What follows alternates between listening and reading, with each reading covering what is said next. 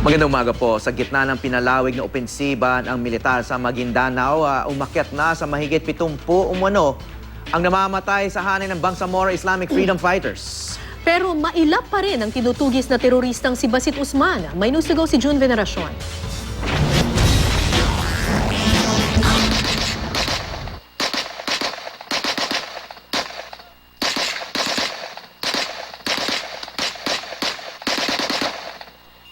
Ang target ng operasyon ng 6th Marine Battalion nung linggo ng umaga ay mga miyembro ng BIFF na nagtatago sa liblib na barangay na ito sa bayan ng Sharif Agwak.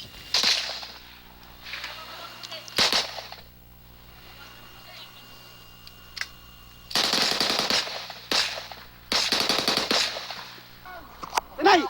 Sabi na, kinaw! Patay na. Patay na yan! Tanay! Hey! Dito drop ka ba? Baka may kalaban nun ba? Papuntahin mo nga dito. Bayo na? Bayo na. Adjust mo muna. Pa-adjustin mo muna. Op! Kapit lang yan. Wala lang. Saglit lang. Patay na. Paghinto ng putukan, dalawang katawan ng mga hinihinalang BIFF ang nakitang nakahandusay sa may kanal. Bukod sa dalawang nasawi, may dalawa pang katawan ng BIFF ang nakuha naman ng 8th Marine Battalion noong linggo rin. Sa kabuuan, sabi ng AFP, nasa higit 70 na ang napapatay na BIFF sa operasyon sa Maguindanao. Sa militar naman, 4 ang patay kabilang ang isang kapitan na Scout Ranger. Pero ang hindi pa rin natutumbok ay ang teroristang si Basit Usman.